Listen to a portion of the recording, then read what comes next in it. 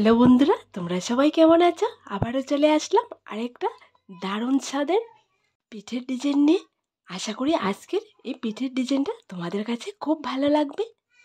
আজকে আমি আম পাতা দিয়ে ডিজাইন করে পিঠে তৈরি করে তোমাদেরকে দেখাবো।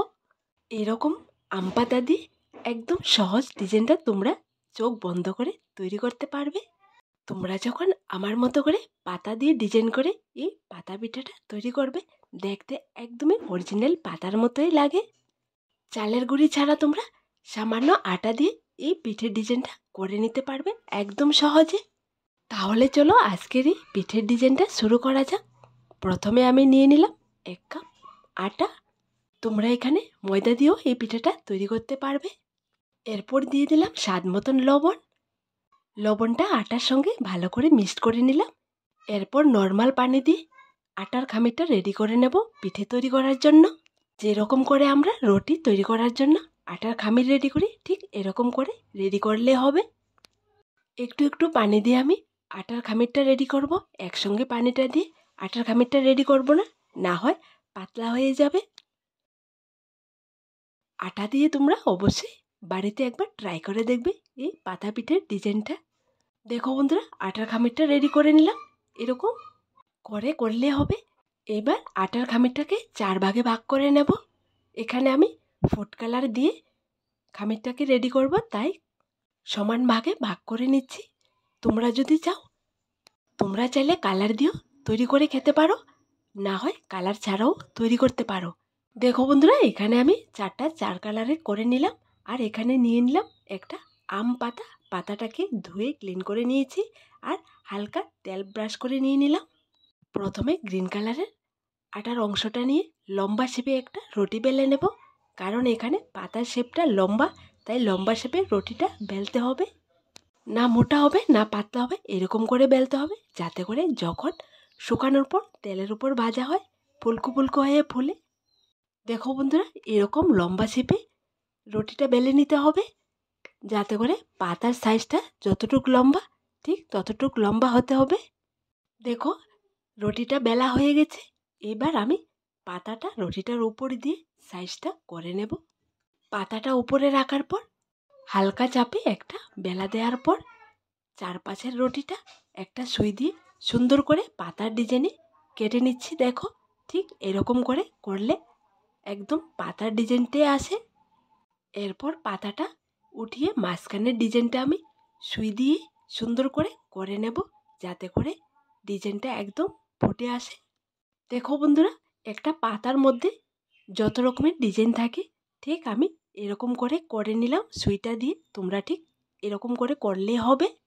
আশা করি তোমরা একবার দেখলে শিখে নিতে পারবে। ঘরেতে থাকা আটা, ময়দা, চালের গুঁড়ি যে কোনো একটা দিয়ে তোমরা এরকম সুন্দর পাতার ডিজাইন করে নিতে পারবে। দেখো বন্ধুরা, গ্রিন কালার পাতার ডিজাইনটা হয়ে গেছে, দেখতে খুবই সুন্দর লাগছে। এবার আমি ইয়েলো কালার পাতার ডিজাইনটা করে তোমাদেরকে দেখিয়ে দিচ্ছি। আগের পাতার ডিজাইনটা আমি যেরকম করে করেছি, বাকি ডিজাইনগুলো আমি একই রকম করে করব। পাতার ডিজাইনটা করার আগে অবশ্যই তোমরা একটু তেল লাগিয়ে নেবে, তাহলে দেখবে পাতাটা সহজে উঠে আসবে, একদম নষ্ট হবে না, ছিঁড়বে না, ডিজাইনটা খুবই সুন্দর লাগবে। তোমরা যদি চাও যে কোনো পাতা দিয়ে এরকম পাতার ডিজাইন করে পিঠে তৈরি করতে পারবে। আমি এখানে আম পাতা দিয়ে আজকে এই পিঠের ডিজাইনটা করে তোমাদেরকে দেখিয়ে দিলাম। তোমরা চাইলে পাতার ডিজাইনে পিঠে তৈরি করতে পারবে। এক এক করে আমি সবগুলো পিঠের ডিজাইন করে নিলাম। আর এখানে পাতার ডিজাইন করে কাটা যে রুটির অংশটা ছিল, কয়েকটা কালারে একসঙ্গে মিলিয়ে আমি আরেকটা ডিজাইন করে পিঠে তৈরি করে নিলাম। দেখো, দেখতে কতটা সুন্দর লাগছে। সবগুলো পিঠে রেডি করা হয়ে গেলে পিঠেগুলোকে স্টিম করতে হবে। 1 কাপ আটা দিয়ে আমি এখানে 6টা পিঠে ডিজাইন করেছি। দেখো বন্ধুরা, সবগুলো পিঠে ডিজাইন করা হয়ে গেছে। দেখো, দেখতে কতটা সুন্দর লাগছে। এইবার পিঠেগুলোকে আমি স্টিম করে নেব। স্টিম করার জন্য এখানে নিয়ে নিলাম একটা স্টিমার। স্টিমারের ভেতর প্লাস্টিকের পেপার সেট করে বসিয়ে দিলাম, কারণ যাতে করে যখন পিঠেটা স্টিম হবে নামাতে গেলে না ভাঙে না নষ্ট হয়। তাই প্লাস্টিকের পেপারটা দিয়ে পিঠেটা স্টিম করলে পিঠেটা খুব সুন্দরভাবে উঠে আসে। দেখো বন্ধুরা, এরকম করে আমি একটা প্লাস্টিকের পেপার স্টিমারের ভেতর দিয়ে পিঠেগুলো সেট করে বসিয়ে দেব।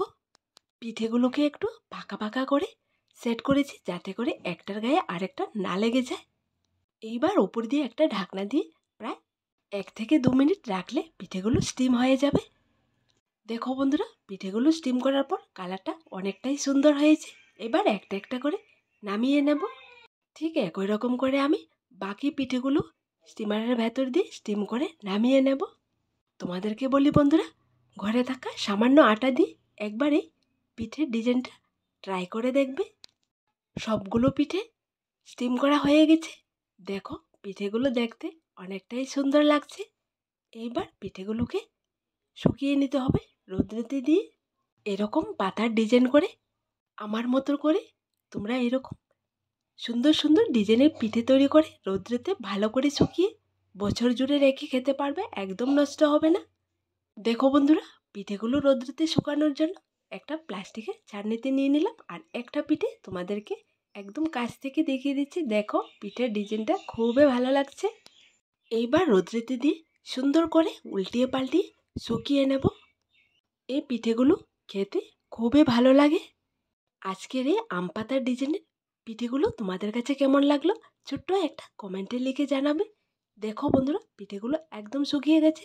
শুকানোর পর দেখো পিঠেগুলো কালারটা অনেকটাই সুন্দর লাগছে। এইবার তেলের উপর ভাজলে একদম ফুলকো ফুলকো হয়ে ফুলে উঠবে।